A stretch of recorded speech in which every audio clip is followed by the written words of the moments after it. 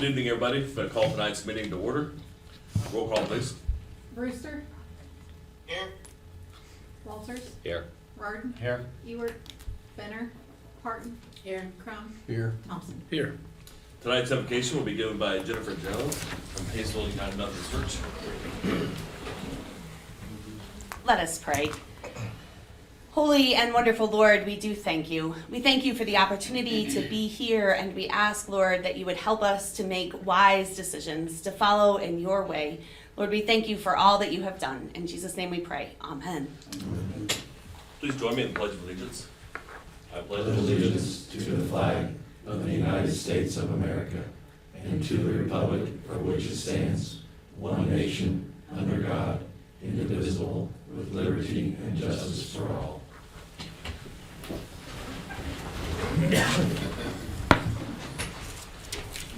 All right, next we have the special order of business. Police Department promotion. Good evening, Mayor and Council. Tonight we have a promotion in order. I may if you want to come on in. The Master Police Officer rank is position between Police Officer and Police Sergeant. Officers are eligible to test for Master Police Officer after 4 years of law enforcement experience. We have one officer for promotion to the rank of Master Patrol Officer this evening. Jaime Romero started with the Haysville Police Department on September 19th, 2022. Before coming to Haysville, he was employed at the City County Sheriff's Office as a detention deputy. While employed at the Sheriff's Office, he was a field trainer and trained new recruits after graduating from the Detention Academy. After attending the Kansas Law Enforcement Training Center with our department, he's been assigned to second and third shifts. Outside of work, he enjoys spending time with his family.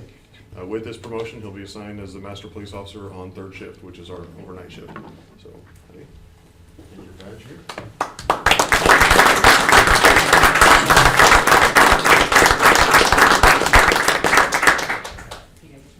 Yep. Yeah, we'll just make sure everybody else got it. There we go. Okay, I can give a speech if you want. If not.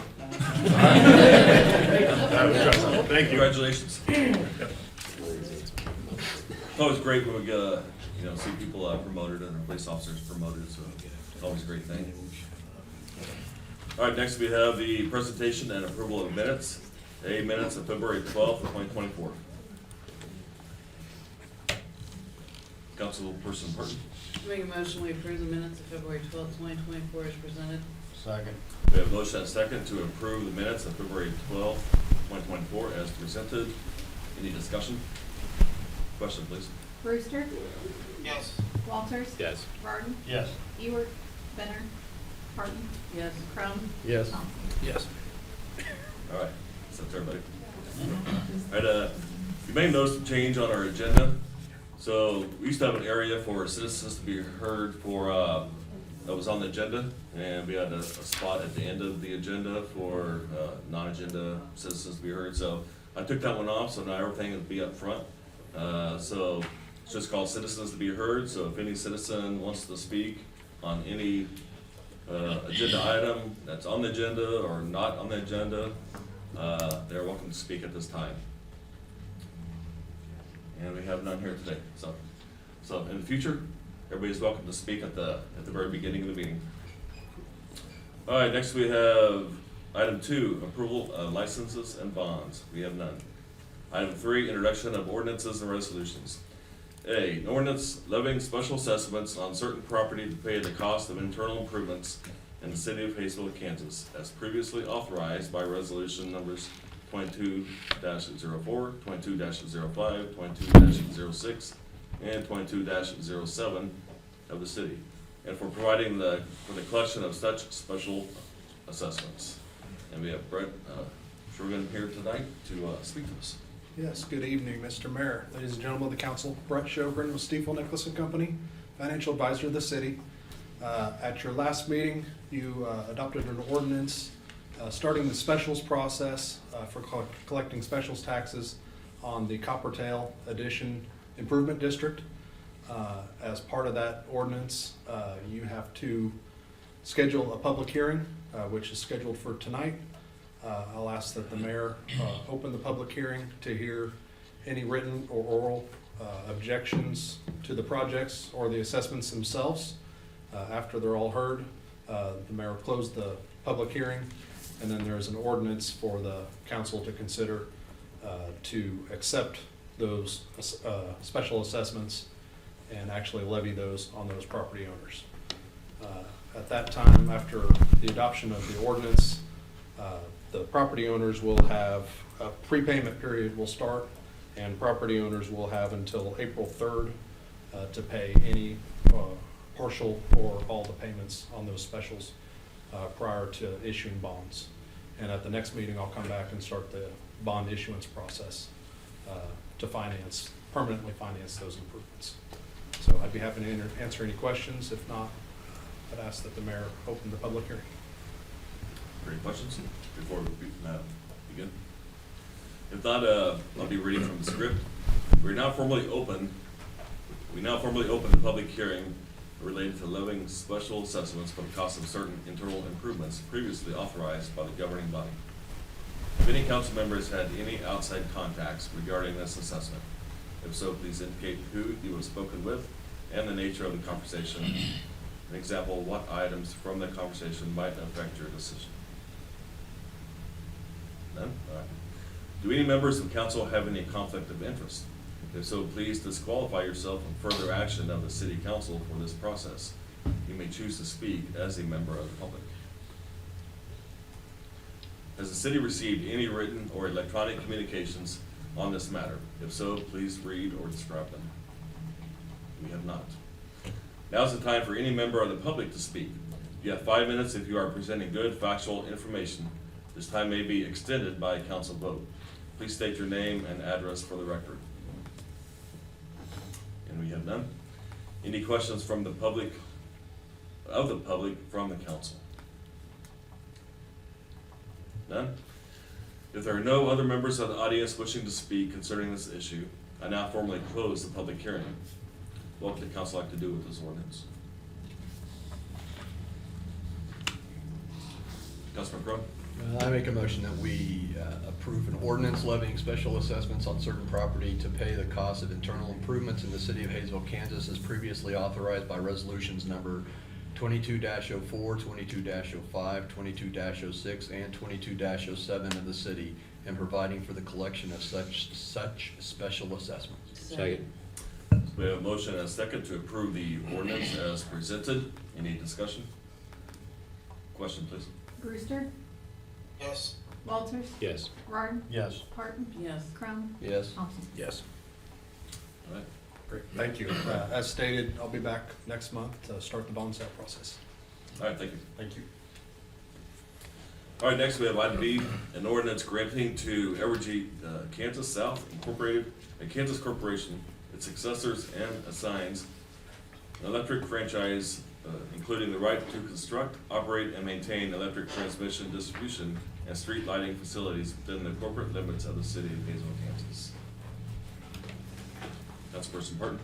I make a motion, we approve the franchise agreement with Evergy. Second. We have a motion and a second to approve the franchise agreement with Evergy. Any discussion? Question, please.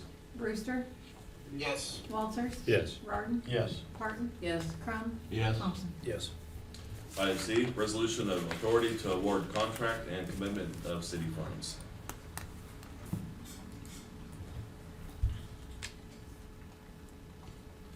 Should be a memo there in your packet. This is dealing with the North Main 63rd Street sidewalk.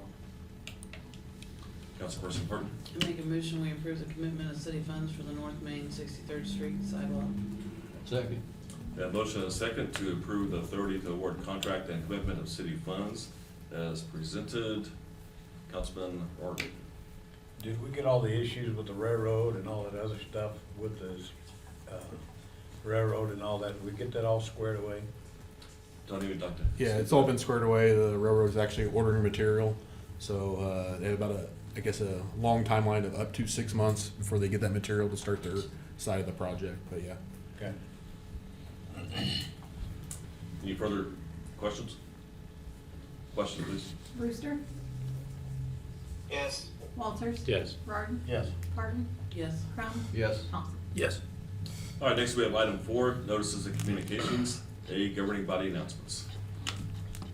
Councilman Crum. Coming up tomorrow at 2 o'clock at the library, there'll be a genealogy group meeting. There's a bunch of activity going on the 14th. I'll kind of come back to that. One thing that's not going on the 14th is as teachers, the sing and rhyme story time will not be going on the 14th. I think they're taking the spring break off like the schools are. The 20th at 4 o'clock will be the next Lego Club meeting. The 21st, they'll start back up with the sing and rhyme story time at 10:30. On the 22nd, there'll be a stuffed animal sleepover. The 27th, from 10 a.m. to 4 p.m., the Red Cross will be having a blood drive there. On the 27th, you'll have the Know Your Role. The 28th will be the last sing and rhyme story time of March will be that day. And then the Friends of the Library will have their board meeting on the 28th at 5:30. Reminder that the quilters meet in the community room on Mondays and Thursday mornings, and knitting and crochet groups meet on Tuesday afternoon. On the 14th, they'll be having Pie Day from 10 to 3. And there's going to be homemade pies, as well as pies from a local business. They're going 10 to 3 or until they sell out. You can get a hold of the library for any more info about that. And then also on that day from 10 to 2, there'll be a local authors signing day. There will be Kyra Croninger, Emma Carpenter, Anna St. John, and Starla Kreiser, who are all locals that have books out right now, and they'll be selling their books and doing a signing for them on the 14th. Again, that's from 10 to 2. And I also wanted to mention Swim to a Wish. We had our 12th annual fundraiser for Make-A-Wish, the boys swim team did, and at the end of this one, the website's still open to donate, but as of right now, we've raised a little bit, about $35,500 and some odd dollars so far for the event this year, which is either the first or second best year we've had, so it's gone really well. The website will still be open for another month or so hopefully we can get a little bit more in there. The wishes, when we started this 12 years ago, they estimated most wishes cost about $5,000, and about 5 or 6 years ago, that went up to $7,500. Now it's up to $10,000 a wish. So we're pretty happy with, right now we've done 3.5 wishes. It'd be really nice if we could get to that 4th one, but it's pretty successful this year. We really appreciate the help and support the community gives us and the other teams that swam with us as well. Quite a bit of money. Yep. Any other announcements? I have several. Start with the Senior Center. So the Senior Center upcoming events, St. Patrick's Day floats on March 15th at 1 p.m. Relaxation yoga with Pan Dan, that'll be on March 18th at 10 a.m. Fresh Conversations program at Sedgwick County Extension Office, that begins March 19th. Sing O with Medicare with Jake, it's on March 28th at 1 p.m. And a pizza party, March 29th at 11:30 a.m. Some recurring programs at the Senior Center: Domino's, donuts, coffee and conversation, chair yoga, billiards, bingo, bunco, cards, drumming, well rep, writing class, and crafting club. The Haysville, or the hustle numbers for February this year: one-way riders 334, and new registered riders were 3. So next thing is the 3rd annual Mayor's Prayer Breakfast, sponsored by the Haysville Ministerial Association. That'll be on Thursday, May 2nd at 7 a.m. It will be at the Haysville Activity Center. The meal will be catered by Breakfast at La Pasadena. They catered the last 2 times, and it's always great. Tickets are the same. It's $10 each, and they can be purchased at any of the Haysville Ministerial Association churches or City Hall. There's First Baptist Church, First Christian Church, Haysville Christian Church, Haysville United Methodist Church, Resurrection Lutheran Church, and West Haysville Baptist Church, along with City Hall. So I'm glad to be doing that. Next thing is the Mayor's Youth Leadership Council. So we are starting to take applications for the 2024-2025 school year. This is for high school students, so any current 8th grade through 11th grade are welcome to apply. And the applications are on our website. So some of the things we just did last few weeks, on April 15th, we took a trip up to the state capitol. We sat in on a committee meeting We met our representatives, Howerton and Burkamp, along with Kessler, met the Speaker of the House, along with many more representatives and senators. We also met Governor Kelly. All the students introduced themselves and shook her hand, plus had a photo op with her. We were able to go on the House floor while they were in session, and they all stood up front in front of everybody, and they were all recognized, had a standing ovation. So it was pretty cool. Went across the street, ate lunch over at the League of Kansas Municipalities. They provided lunch for us, and they kind of told the students what they do for cities such as Haysville, how they represent us at the Capitol. And then we took a tour of the Capitol and walked all the way to the top of the dome. So it's pretty impressive walking up that dome. It's a lot of stairs, like 200 and something. In the following week, on the 21st, April 21st, we went to the Citrus County Commissioners, and we met with Commissioner Lopez along with the other commissioners. We sat in on their Board of County Commissioner meeting, and they were all able to introduce themselves at the meeting. And then they took a short break. They came out and did a photo walk with all the commissioners, so it was pretty good. Then we took a tour of the Wichita-Sedgwick County Historical Museum. So not too far from there, and that's pretty neat if you've never been there. The director presented us with a book, and also the students received the same book to give to campus. It's about a 6-pound book, pretty heavy. So it's actually really neat. A lot of great information in there. So I'll probably have it on a conference table right inside the office in here if anybody wants to kind of take a look at it. And we'll figure out what we're going to do with it after that. They put a master note on the inside, presenting it to the city of Haysville, and the same for campus, which I thought was a really neat thing.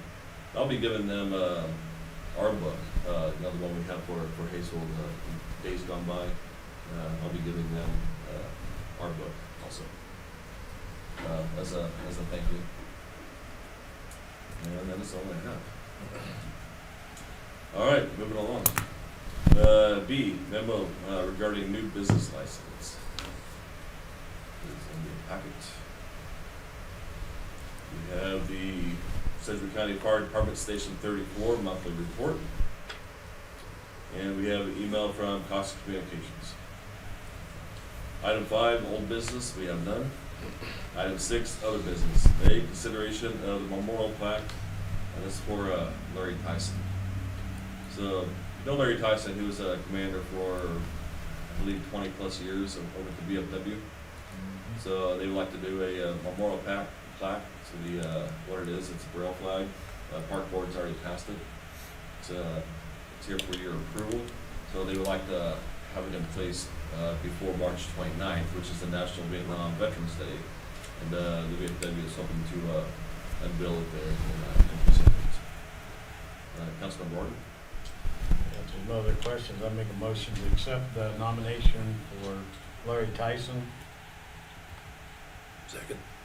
We have a motion and a second to accept the memorial plaque for Larry Tyson. Any discussion? Question, please. Brewster, Yes. Walters. Yes. Martin, Yes. Parton, Yes. Crum, Yes. Thompson. Yes. All right, thank you. All right, next we have B, consideration of insurance renewal. Will? Or Good evening, everyone. I'm sorry I lost my voice a little bit, but my name is Jeff Engel. I'm with ICI Insurance.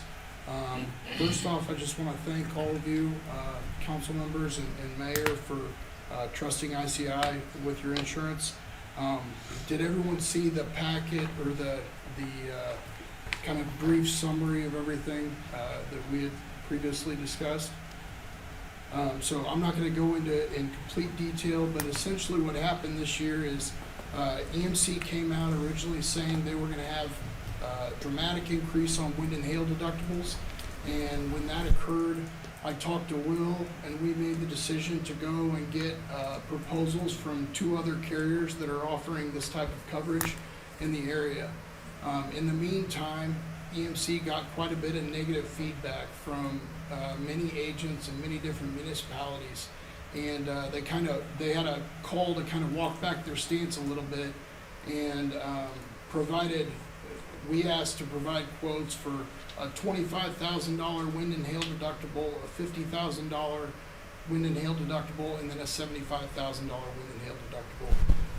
They came through with those, and while we were looking at that, both Travelers and Midwest Public Risk, the two other companies we were looking at it, Travelers kind of basically bowed out of it and said they're just not competitive this year.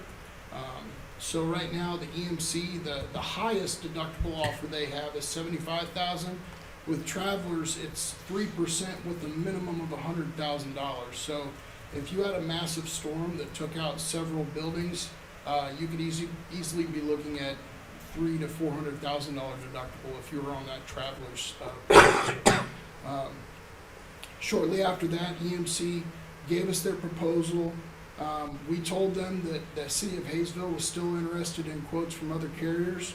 So then they came back with a second price set for the city, which is what we eventually put in front of you here, to where it's basically, if you were to increase that wind and hail deductible, your premium would essentially be even. And then if you went a little bit higher, you could get an additional $10,000 in savings over what you're paying currently this year. And so with that, we went back and talked to Midwest Public Risk, and they pretty much said they didn't know if they could be competitive, but also they didn't know if they would have the amount of time to get a quote done in time. And they are a self-funded pool. It's much different than like EMC, where you've got just a carrier that has the financial backing. Midwest Public Risk is an actual pool that's owned by its members. So if we are going to look at that, it might be something where we, would get council members and members of the city staff to just kind of research it, well in advance to see if it's even a viable type of option.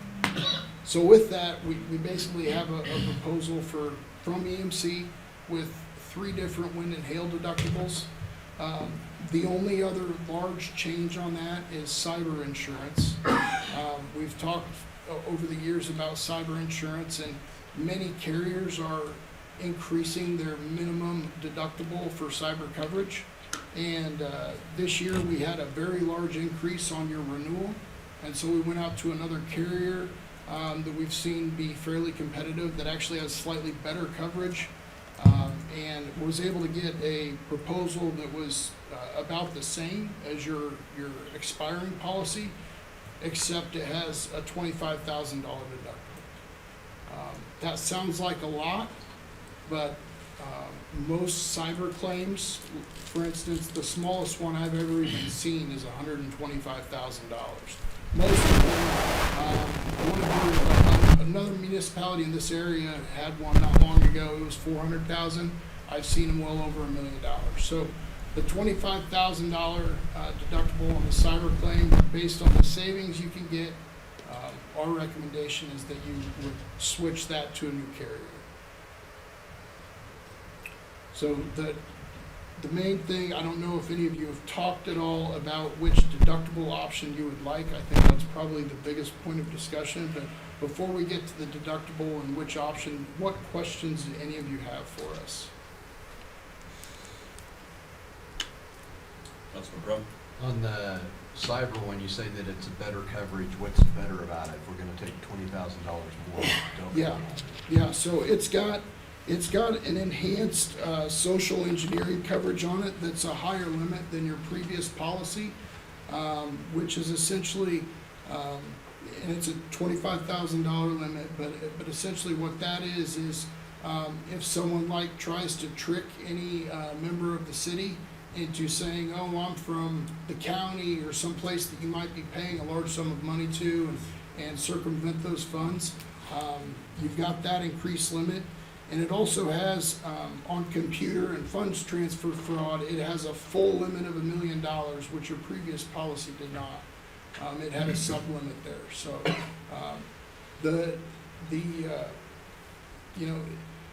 with these policies, they're changing every year. Cyber's the one that literally changes their coverage types every year. So right now, in terms of the most robust one, is probably this, and And I would say the biggest thing is the social engineering and then the computer and funds transfer fraud. Okay, and then you think the 50,000 is a better deal than taking the 25,000? So- Just because of how many we haven't had that many claims? So yeah, the 25 versus 50, so when I look at it, I definitely would not recommend you guys look at the $75,000. It's not worth the savings. But with the 25 versus the 50, you can look at it two ways. One, you can say, well, if we go to 25 this year and we decide possibly to stay with EMC, then potentially that's our bargaining chip, if you will, with the carrier for next year to limit a cost increase if next year you went to 50.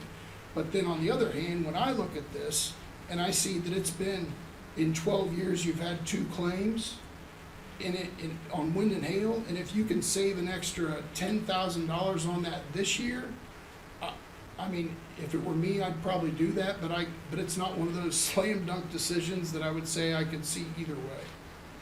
Well, if we had something come through and a bunch of our buildings got damaged, where would the money have to come from to cover the deductible before the insurance took it? So depending on the building, like if it's a wastewater facility, probably come from wastewater. If it's this building, either come from general fund, if we've got it in general fund, if we've got enough for capital improvements. It just depends on which building. It's the way we've done it in the past. Okay. Thank you. Any other questions?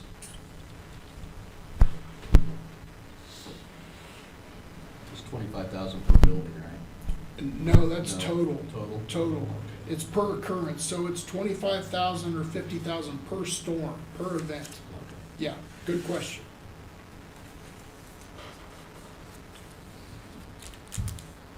You were saying if we went with a 50,000 deductible, we'd save around 10,000 a year? Yeah, correct. The premium you pay next year would be approximately 10,000 less than you paid this year overall, including all the coverages, by going to that increased deductible of 50,000. Your current deductible is 10. So they're not letting you renew at $10,000 wind and hail deductible. So you have to go to 25. And what I'm saying is if you go to 50, that's a difference of $25,000. So if you go 2.5 years without filing a claim, you're money ahead. Break even. Yeah, and then after that, yeah, exactly, Okay. yes.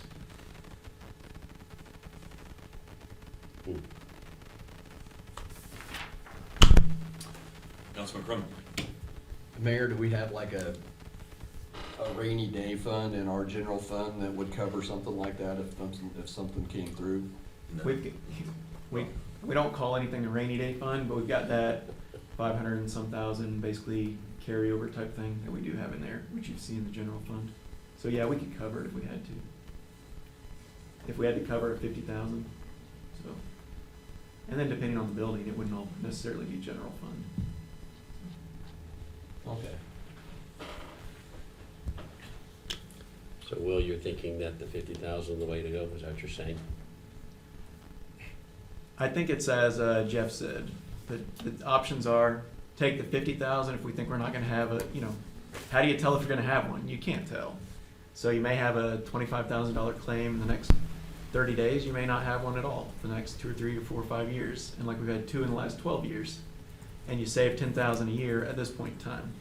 The other thing is, and I believe it's no offense to any insurance company or insurance broker, but sometimes it seems like insurance companies want to play a game. So if we take the bargaining chip method, as Jeff mentioned, and stay with the 25,000, we're still $500 less than the current premium for this current year that's ending at the end of March for the renewal. So it's not increasing at all. And then next year, if they want to raise premiums, we could say, well, let's go to the 50,000. We'll drop the premiums next year. Those are the main points, I think.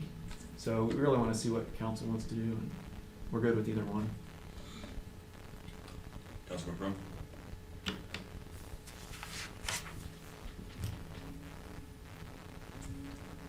I make a motion that we approve the bid from EMC with the 50%. 50,000.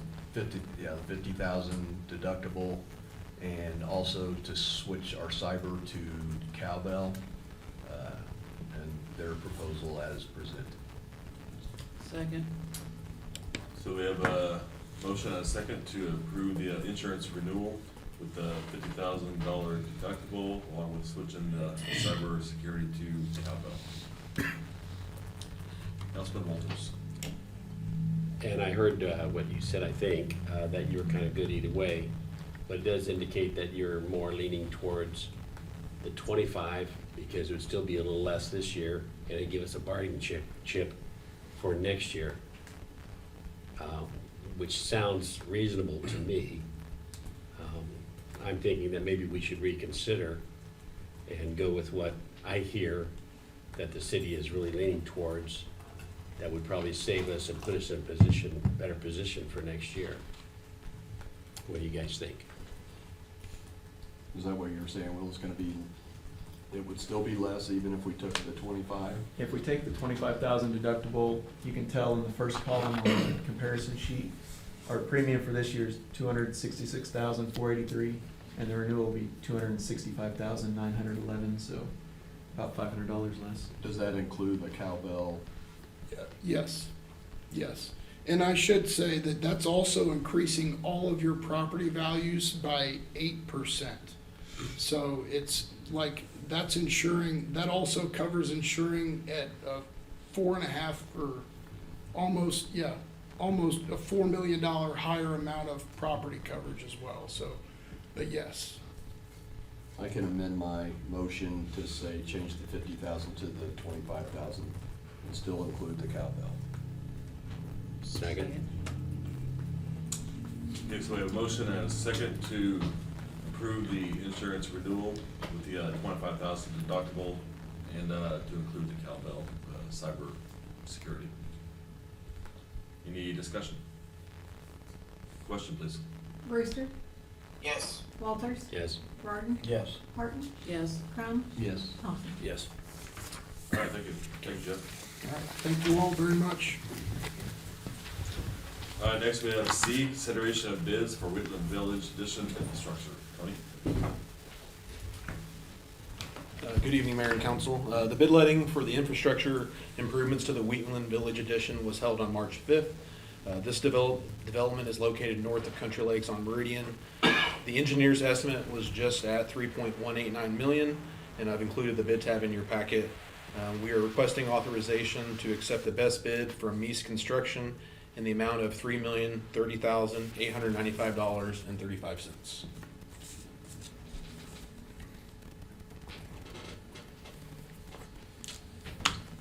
Councilman Crum? The engineer's estimate's usually a little bit more than, it's not that close to what we actually end up getting, Dean. Was anything in particular about this one that came up? No, I mean, as usual, paving is the most expensive portion of the project. But we've kind of, in the last couple of years, they've been closer. I mean, it's kind of market value, and with staffing, material, inflation, I hate saying that word, but all that, things are all over the place. Okay. I'll go ahead and make a motion that we authorize the bid from Meese Construction in the amount of $3,030,895.35 as presented for Wheatland Village Addition infrastructure. Second. So we have a motion and a second to approve the bid for Wheatland Village Addition infrastructure from Mize Construction as presented. Any discussion? Question, please. Brewster, Yes. Walters, Yes. Burton, Yes. Horton, Yes. Crum, Yes. Thompson. Yes, thank you. All right, next we have item D, consideration of agreements with SCKEDD regarding federal housing rehab community development block grant, CDBG. So good evening, Mayor and Council. In your packet, like the Mayor said, you have the three contracts for approval with SCED to write a grant for the CDBG housing rehab. The Federal Housing Rehab Program assists low-income homeowners with repairs to their homes. The grant offers $3,000 to $25,000 for structural repairs per homeowner. The total cost to the city per application is $6,000. All other fees are paid from the grant. Staff will inform target areas through door-to-door conversation, flyers, and open house meetings. Questions will be directed to the Economic Development Office. The 3 agreements have been reviewed by the city attorney, and this is before you for your consideration. I can try to answer any questions. There's quite a bit of details in the memo.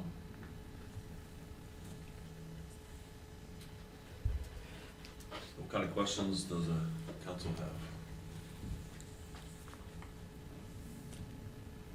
have? Councilman Pro? So when you guys do the door-to-door, letting people know about this and stuff, how much work does the homeowner actually have to do? I mean, is there a lot of paperwork that's gonna go into it? Is it just all gonna be short and sweet, like? As far as the application, I believe it's just gonna make sure that they qualify for the low-income housing. I think that is what their pre-applications. So with this process, we have this agreement that will get approved. Staff will be going out and talking to those people in those target areas. That was identified from the housing tool assessment that we have done, that we did just this last year.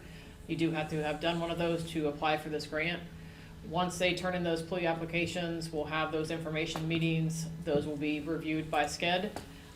We will decide what areas, which were determined from that housing assessment, to apply for. Once we apply for one area, we can't move on. So we'll take 50 to 60 applications from an area. Of that, probably 10 to 20 will be approved. And then there's also the conditions that they may not want to do it because they may exceed that 25,000, I don't know. So once that is done, and the grant is awarded, then we'll move forward with finalizing those applications. The homeowner gets to decide if they will move forward. That's why we do take more than we're actually going to probably apply for the grant, or that will be awarded, because somebody, if there's $25,000 of repair, or if there's $30,000, they may have to come up with that $5,000, and someone may not want to do that. But if they have $15,000 of repair, they can get that done through this process. SCED will help them with those applications and questions, and then we'll move forward. So for some people that have, some minor repairs, or just some small things that they just can't get done on their own, this should hopefully be very helpful with them. So hopefully that answered your question. So when we're doing this, though, we'll also make sure that they understand that this is a grant process, and their neighbor might get it and they might not. I mean, they do have to apply for it. Based off of interest from applications that we will receive, we will determine that area. So it may, we can apply more than once, but we can't apply for the same area. So if we have 60 applications from Delos and Spencer, we may only apply for one street, so that we try to get many homeowners as we can from that street. We can't apply again, we'll have to pay the $6,000, but we can apply again for 2 streets over. Does that make sense? How often can you apply? You have to complete the process, I believe, but I'm not sure how often you can apply. But I would assume that we would complete one process and then move on to the next. So. Okay, so you don't know if there's like a year, like you could do it 1 year and then have to wait a year, or do you know if? I'm unsure of that. I can find out. Do you remember that, Will? I don't remember. That's maybe one question I didn't ask. I just know we can apply again, but I don't know how often. Okay. So. And also, this work has to be done by contractors. This is not a... So SCED takes care of all the work. They contract all the work. They have, they do all the inspections. They take care of all that. The city's responsible. We will have to hold a public hearing here at the council meeting. We're responsible for taking the applications, printing the applications. We do have to keep a ledger. The liens will go through the city. We will be responsible for releasing those later on, but SCED does help with all that paperwork. Even though I still think it's a very good program that we can offer to homeowners to hopefully get some people to get some repairs done that they might not be able to afford otherwise. Yeah. Exactly. Does this cover all of Haysville? Haysville city limits. Haysville city limits, okay. No, we're focusing on the 2 areas. I'm sorry, yeah. Oh. So for Haysville, from the housing survey, it does have to target those areas. So that is one thing you do have to have done, the housing assessment, which identifies low-income areas. So it does. Haysville is not a low-income city overall, but we do have areas that were identified from the housing assessment tool, and so this will only apply to those areas. Sorry, I misspoke on that. Yeah, we're, 2 months ago, 3 months ago, several council members and people in the community, we went around, we surveyed every house in this community. I was responsible with Carol Nugent, and we covered Ward 3. We started there, made our way, we looked and stopped at every house, whether it was occupied or whether it wasn't occupied or whatever, in Ward 3. Mr. Benner did everything in Ward 2. I'm not sure who did Ward 1. Yeah, so from that, so the housing assessment tool, the areas that were identified are to the south of Grand, Wire to Delos, more concentrated on Spencer, Delos, and Wayne, so Ward 3. And then off of 63rd, the north side of the ditch between Broadway and the Ball Diamonds in Wards 4th and Ward 2. So that's why I said that if we have a lot of applications on one or two streets, our first application process would hopefully, but we do have to have people fill out the applications. Councilman Crum? I make a motion that we approve the agreement with SCKEDD regarding the Federal Housing Rehabilitation Community Development Block Grant. Second. We have a motion and a second to approve the agreements with SCKEDD regarding the Federal Housing Rehab Community Development Block Grant as presented. Did Justin have a question? You seconded. No. Any discussion? Question, please. Brewster, Yes. Walters. Yes. Rarden, Yes. Parton, Yes. Crum, Yes. Thompson. Yes. Thank you. Great, thanks. I think that'll help out several homeowners. All right, next we have consideration of KDOT cost share agreement regarding the Broadway sidewalk. So we received the agreement from KDOT in reference to the cost share grant for the South Broadway pedestrian pathway project. We are requesting authorization for the mayor to execute this agreement.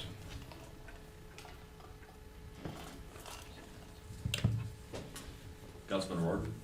I make a motion that we authorize the mayor to execute this agreement.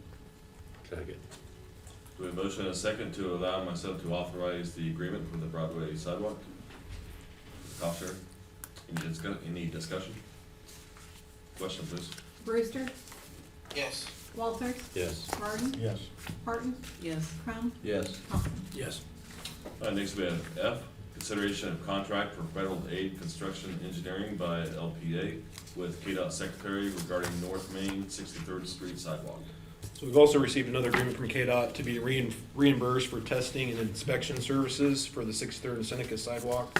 KDOT will reimburse the city for 80% of the costs incurred, not to exceed $62,220.47.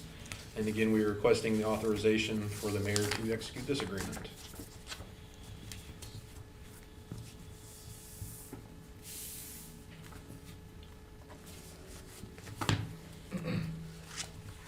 Any questions?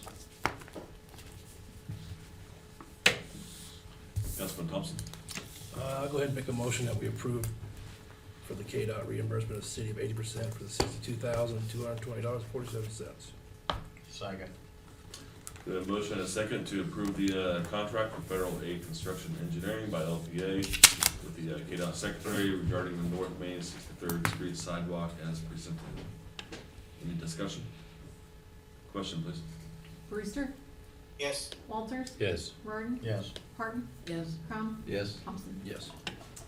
All right, next we have item G, consideration of agreement with PEC for inspection services regarding the North Main 63rd Street sidewalk. So to go along with that last item, we request an agreement with PEC for testing services for the 63rd and Seneca sidewalk project. Again, we'll be reimbursed 80% of these costs by KDOT after approval. We are requesting authorization to approve the agreement with PEC to perform testing services for $36,562.59.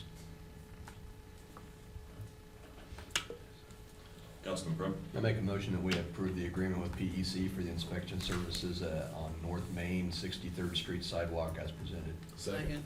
We have a motion and a second to approve the agreement with PEC for the North Main and 63rd Street sidewalk as presented. Any discussion? Question, please. Brewster, Yes. Walters, Yes. Rarden, Yes. Parton, Yes. Crum, Yes. Thompson. Yes. Thank you. All right, thank you. Next we have item H, consideration of agreement with the Haysville Swim Club.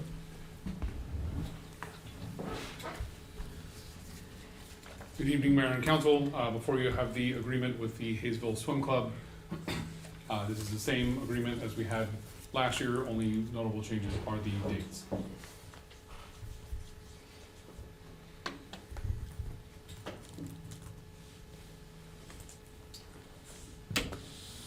Councilman Thompson? I make a motion, we approve it, the agreement with the swim club as presented. Second. We have a motion and a second to approve the agreement with the Haysville Swim Club as presented. Any discussion? Question, please. Brewster, Yes. Walters, Yes. Martin, Yes. Parton, Yes. Crum, Abstain. Thompson. Yes. Next, we have the I, consideration of pool pricing for the 2020, should be 2024 season. Yes. Before you have the pricing sheet, the flyer for the 2024 pool prices. Notable changes for this year would be the pool passes, the season passes will be increasing by $5 from last year, and the pool rentals will be increasing by $25 to $200 for an hour-and-a-half session. And we've also decreased the amount of options when it comes to the amount of people that you can have for pool parties. Going to the intermediate pool, that has been reduced in fees to $25 from $30 from last year. And then more than 50 people, it's an additional $50, and then more than 100 is $100. And I stand for any questions.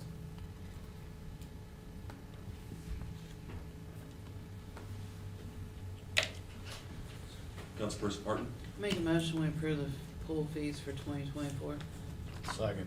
We have a motion and a second to approve the 2024 pool pricing. Any discussion? Question, please. Brewster, Yes. Walters, Yes. Martin, Yes. Parton, Yes. Crum, Yes. Thompson. Yes. All right, next we have item J, the first reading of the personnel manual revision. So you're welcome to ask any questions. If you have anything now, you can answer them, or we'll answer them, or if you don't have any, then please talk to Will sometime between now and the next meeting. Any questions on your mind right now? If not, we'll move on to item 7, department reports. A, administrative services. Georgie? It was announced last week and then posted out on social media, but I just want to remind everyone that Ricks Park was closed today to remove the equipment. There is still, Ricks Park South, just the south playground area. There is still work to be done for leveling that site, bringing in some additional dirt. They will come in next week and begin the installation of the new playground equipment. And then we do have to coordinate the installation of the pour in place. We are trying to get that installed for party in the 060 in April. Just want to let everyone know there is all the other parks that we can go to. The north area in Riggs is still open, the playground at the Hack, and then I think we have 7 other parks with playground equipment. So you can look at those on the website through the GIS if you're wondering where those are at. That's all I have. All right, thank you. Next we have city clerk, Angie.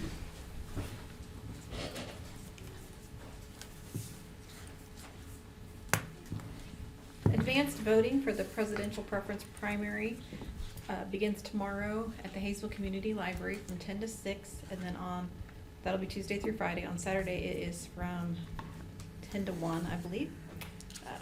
The election day polls will be at 6 to 7, on 6 a.m. to 7 p.m. on Tuesday, March 19th, and advanced mail-in ballots must be returned by the closing of the polls on election day. Can't talk, but thank you. Thank you, Angie. All right, next we have police chief. Good evening again, Mayor and Council. I just wanted to remind everybody that we have, last week was severe weather, we're in this week, so hopefully everybody took the time to participate in the tornado drill, talk to your family about planning, those kind of things. To go along with that, March 28th, in the courtroom next door at 6:30 in the evening, we have our annual severe weather program done by Emergency Management here in Sedgwick County. They do a good job every year. They'll be there doing that class at 6:30 in the evening until about 8:30. So we encourage everybody to come. It is open to the public, so anybody is welcome to come. Come learn a little bit more about weather, see some cool videos, that kind of stuff. That's all there, so we'd encourage everybody to do that. Also, our visiting officer this evening is Master Police Officer Brady Simmons. He's out there. He's currently assigned to our investigation section, so he's normally here during the day. If you say hi to him as you go by out there, we'd appreciate it. So, thank you. All right, thanks, Chief. Next, we have Public Works. Tony? I provided a brochure in your packet on understanding stormwater pollution. The intent of the brochure is to educate the public that runoff from streets, homes, businesses, and construction sites can carry various pollutants that go directly into our streams and ponds. This brochure gives the public a few ways that they can keep pollutants out of our waterways. You can also report any illicit discharges and pollutions into our stormwater system to our Public Works office. Also wanted to provide an update on the Broadway and South Seneca sidewalk projects. Design plans are nearing completion. We expect these to be finished about April 1st. There are a few easement acquisition on both projects. If those go well, we are planning to bid these projects jointly in the hopes of getting a better unit price. If not, if we have some challenges with easement acquisition, then we'll split these projects apart. So it kind of looks like probably late summer construction is when that would start for both those projects. That's all I have. Thank you. Thanks, Tony. Next, we have Recreation. Rob? Good evening, Mayor and Council. Our next open swim will be at the Campus Natatorium on March 17th from 1 to 3 p.m. Our annual Easter egg hunt will be on March 24th from 3 to 3:03 p.m. You do not want to be late. And then Summer Elements registration will begin on April 2nd at 6 a.m. You don't want to be late to that one either. Thank you. Thank you, Rob. You're not there by 3 a.m., you're late. All right. All right, next we have item 8, appointments. A, appointment of Marcy Carmen to the Library Board for the remainder of the unexpired term, term to expire 2027. Councilman Crum? I make a motion that we approve the appointment of Marcy Carmen to the Library Board for the remainder of the unexpired term. The term expires in 2027. Second. We have a motion and a second to appoint Macy Carmen to the Library Board for the remainder of the term as presented. Any discussion? Question, please. Brewster? Yes. Walters? Yes. Barton? Yes. Pardon? Yes. Crum? Yes. Thompson? Yes. Next we have item 9, executive session. We have none scheduled. Item 10, review of expenditures. A, summary of February expenditures. Councilperson Parton. Make a motion, we accept and file the February expenditures. Second. We have a motion and a second to accept and file the February expenditures. Any discussion? Question, please. Brewster? Yes. Walters? Yes. Barton? Yes. Pardon? Yes. Crum? Yes. Thompson? Yes. Next we have item 11, the consent agenda. We got 3 items on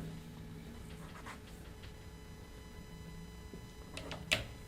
Councilperson Parton. Make a motion, we approve the consent agenda. Second. We have a motion and a second to approve the consent agenda. Any discussion? Question, please. Brewster? Yes. Walters? Yes. Barton? Yes. Pardon? Yes. Crum? Yes. Thompson? Yes. Next, we have item 12, council items. A, council concerns. Council have any concerns? Councilman Crum? Rob, it's not really a concern. It's something that maybe we could look into next year, because I think it's too late to do it now anyway. If we have to bump the prices up on the family pool passes again, can we have something where like, if somebody gets free and reduced in the school district, that they could get a lower cost? Yeah, we can Maybe at that. look at something and to see if that was possible. That way we don't start pricing out the families that really need to use it. Yeah. Okay, thank you. It's good. Any other concerns? If not, we'll move on to item B, council action and request updates. Okay. Update on 7106 South Broadway. Sentencing is set and scheduled for March 27th at 9:30 a.m. Thank you. Thank you. Next, we have item 13, adjournment. Make a motion, we adjourn. Second. We have a motion and a second to adjourn tonight's meeting. Any discussion? Question, please. Brewster? Yes. Walters? Yes. Barton? Yes. Pardon? Yes. Crum? Yes. Thompson? Yes. I was gonna say something, but it's been